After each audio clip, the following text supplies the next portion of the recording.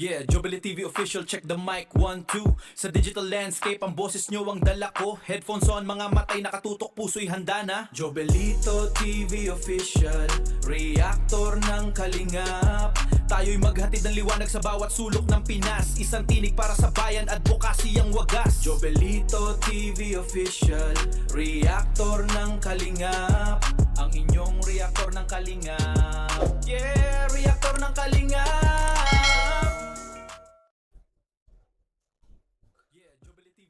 Okay, so yun. Yun sa mga kabagis, Jubilito TV official po at eto na naman po muli ang isang edisyon ng ating reaction video. And for today's reaction video, mga kalingap at kabagis, gawa lang po natin ng reaction at muli po pagbibigyan ng opinion regarding po dito sa naging video upload ni Bopil. Yan, may galap shoutout sa iyo sis Bopil, na kung saan mga kalingap at kabagis ay ito na nga, no, usapang usapang lindol pa rin tayo mga kalingap at kabagis, no. Na kasi nga po, 'di ba? Upon inspection ni Dr. Lab yung bahay nila Dalaga ay mukhang marami pa po yatang sinabi, no? Sinabi itong si Dr. Lab patungkol po dun sa pagkakagawa ng bahay, no? Mga kalingap at kabagis, no? At meron pa nga po doon part na parang base po sa ating interpretasyon ay parang yung sa may balkonahe, mga kalingap at kabagis, na yung sa pagkakapintura ng balkonahe ay mukhang nilalait po dahil nga po yung kalawang na nanggaling po doon sa grills ay nagmamantsa doon sa pintura, mga kalingap at kabagis. At sabi nga po ay pabiro na sinabi, mga kalingap at kabagis, na yun daw pong nagpintura noon ay parang class 1 ba or kumbaga level 1, parang ganon. Samantalang yung nagpintura daw po doon sa kanyang bahay na tinutuluyan ay pang level 3 lang. So, ibig sabihin, mga kalingap at kabagis, base po sa ating interpretasyon, pati po yung pintura, no? At yung presyo ng pagpapagawa ng balkonahe na yon ay ika nga ay lumalabas po, mga kalingap at kabagis, na minamaliit, no? Dahil pati po yung mantsa ng kalawang na nagmantsa doon sa may konkreto ay napansin po, no? Which is para sa akin po, mga kalingap at kabagis, hindi po big deal yun eh. Kasi 'di ba? Ulan, 'di ba? Araw, 'di ba? Yung kalawang ay hindi naman po may iwasan sa bakal 'yan. Ay talagang pag natuyo po 'yan ay magmamantsa po talaga sa pintura 'yan or sa semento, mga kalingap at kabagis. At hindi lang po 'yun, yung mga nabitawang salita ni Dr. Lab doon sa video upload na yon, dito maririnig po natin kay Bopil, mga kalingap at kabagis, no? Na parang ang lumalabas talaga ay, nako, lahat na lamang po, no, ay ika nga yung natural calamity, no, na hindi po natin inaasahan, ay ang sisi pa rin po ay nasa kalingap, mga kalingap at kabagis. Kaya siguro huwag na natin patagalin. Panoorin at reactionan po natin si Bopil. Narito po yun. Ayan, muli nagbabalik po yung lingkod. Yan, mega love shout out sa inyo lahat. Eto na nga, ang poki ng inang may ganun agad. punyetang iting na ito. Ano yung sinasabi mo, ha? Naku, ikaw ang gumawa ng bahay na ito ay pulido. Maganda kagaya ng pinagawa mo sa simbahan. Alam mo, ang hilig mo talaga magbubuhat ng sarili mong bangko. Nakala mo bang kagaling-galing mo na binidyo mo ang bahay na to na sa halip ay sabihin mo dahil po ay lindol. Pero ano ang sinasabi mo dito? Ha? Ngayon wala na tayong magagawa dyan, Bopil. Kumbaga, interpretasyon na nila yun eh, di ba? Paano nila yan, di ba? Masasabi nila talagang ibabalik sa kalingap yan. Kung ano man yung nakita nilang depekto na meron yung bahay ay talagang mapuputukan at puputukan nila ang mga gumawa sa bahay na yan. Yun po yung ating analyzation or interpretation po. Eto guys, wala na tayong ligo-ligo. Yan, hindi na tayo magpapakahaba ng mga kaintruhang mga kaikikan. At tuloy-tuloy na tayo. Sino pa ang matutuwa nito? Ha? Nalumindol. Oh, ay ngayon, nagkabitak-bitak yung bahay. Ay, tama ba itong sinasabi niya dito? Ha? Sige. Sabihin na gumagawa kami ng kwento. Huwag daw sabihin na gumagawa sila ng kwento. Ano yung kwento mo? Nasasabihin mo na wala ng silbi, tinipid at walang beam. Mhm. Ha? Ngayon, Tinipid at walang beam. Anong parte ng bahay ang tinipid at walang beam? Eto na naman tayo eh, di ba? Eto na naman po tayo. Eh, nga sinasabi ko, mga kalingap at kabagi, sisihan na naman po, no? Sisihan na naman. Di ba? Nako po. dapat ba yan ay sabihin mo? Ano ang iyong motibo? At sinasabi mo ang mga bagay na yan pero tinipid. Oh, so kaya nagkabitak-bitak. Nako, Nako, matinding kwan yan kung tutuusin, mga kalingap at kabagis, matinding aligasyon yan. Yung sasabihin mong tinipid, no? Tinipid yung materyales na ginamit sa bahay na yan. Kailangan meron kang hawak na solid na ebidensya na magpapatunay sa claim mo na tinipid yung materyales. Dahil, di ba, pag ika nga'y binalikan ka nung nagpagawa, no? Nila Kalingap Rab, nila Kuya Bal, ay kailangan patunayan mo sa kanila na totoo yung ika ngang ibinabato mong akusasyon diyan sa pagpapagawa ng bahay na yan, di ba? ha? Kaya nagkabitak-bitak ang bahay na iyan dahil tinipid, ha? Oh, ito muna, dito muna tayo babase, ha? Dahil nakamapa na ito, yun mapa lahat yan, oh. So hindi nyo makikita dito guys dahil ng against the light. Oy, ano? Kung nakamapa, kung makikita nyo yung mga bitak-bitak na yan, eh di wow. So, kasalanan ng kalingap. Maigi na yan Mhm. na binitak-bitak na ang kalikasan. Yun lang. Ha? Natural normal. Kapag may ganon na magnitude 5.7, intensity 5.7, natural normal. Actually, yung 5.7, mga kalingap at kabagis, no, sa epicenter, sa Albay, no? Not necessary really naman, mga kalingap at kabagis, pag sinabi mong 5.7 sa Albay, ay 5.7 din po sa Camarines Norte. Di ba? Mas mahina po doon sa mga surrounding area dahil ang registered na 5.7 sa epicenter, hindi naman po epicenter ang Camarines. Yung Albay po ang epicenter. So doon po malakas, doon po nag-register yung 5.7.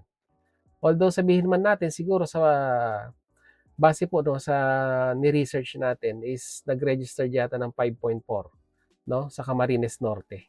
Mga kalingap at kabagis, at hindi po 5.7. At saka mga kalingap at kabagis, no, natural yan, di ba, na magbibitak. Nag-register ba naman ng mahigit 5 sa Richter scale? Eh talagang bibitak yan, no? Kahit pagbalik-balik na rin po natin ang sitwasyon, mga kalingap at kabagis, no? Sa laki ng bahay, di ba? Sa lapad ng bahay, hindi po talaga may iwasan yan. O, napanood nyo po ba yung nangyari sa Mindanao, mga kalingap at kabagis? Yung Jollibee, gumuho, di ba? At parang may isa pang mall akong napanood na yung plastering ay nabakbak din dahil nga po sa lindol. So ano po yun? Substandard po yun?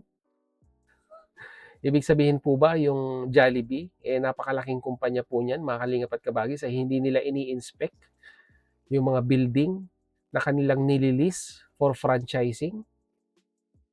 Simple logic lang po yan, mga kalingap at kabagis, no? Kalikasan. Wala po tayong control sa kalikasan. Pag kalikasan ang humagupit, ay wala po tayong control. So, ganoon din po sa nangyari doon sa bahay. Di ba?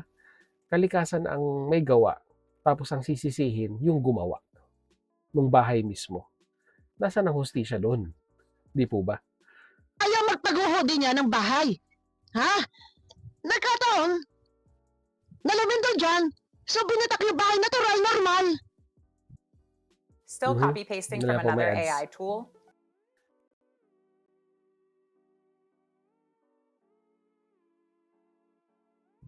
Hindi maiiwasan na may bitak-bitak.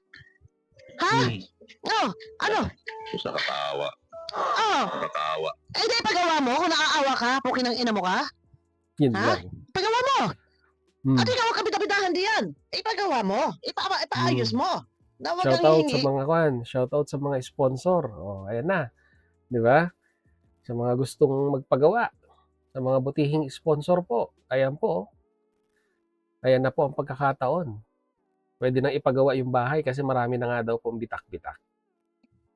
nagsuporta sa ibang tao. Total wala ka pang napapatunayan na ikaw ay nakatulong, anuman ang nagawa mo tulong sa pamilyang ito, at iyan naman ay nabigyan na ng kalingap ng buhay prinsesa, ay di ikaw naman, It's your turn. ipagawa mo, na ikaw naman ay kapurihan. Ha? Kaya siguro iniadya ng kalikasan ng panahon para ikaw naman makitaan kung may kakayahan ka na magpabahay, na buwakin ng ina mo ka. Yun Ha? lang. Oh, Nakakaawa talaga. ang galing mo, nakakawa, hindi ipagawa mo.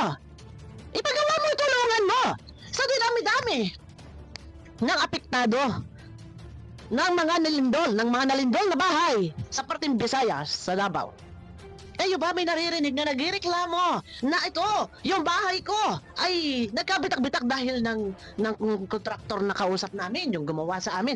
Kayo lang bukod tangi na dinadala ninyo, kinakaikaray ninyo sa live ninyo. Tapos kayo palalabasin nyo, nakalingap, siguro iniadya na talaga ng panahon. Dahil ang bahay na yan, ayoko sabihin lintek na bahay na yan, ha?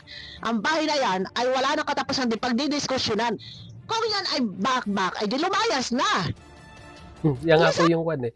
Yan nga po yung sabi ni Kuya Bal, mga kalingap at kabagi sa kanyang live, no? Eh kung talagang hindi na safe, feeling nila hindi na safe, ay lisanin na, di ba? Ano na? Ano pang hinihintay?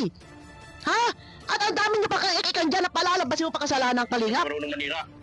Ah. Kasi kung maninira kami, hindi kami asenso sa paninira. Talagang hindi ka na umaasenso.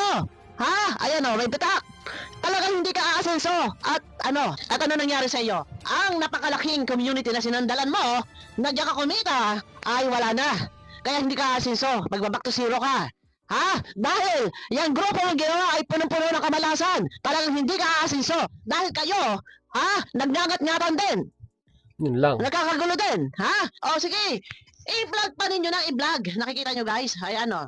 I-vlog pa ninyo ng i-vlog. Sige, more topic, instant pangkabuhayan sa mga reaktor. Huwag mo sasabihin, ha? Mamaya, ididiretso natin dito, ha?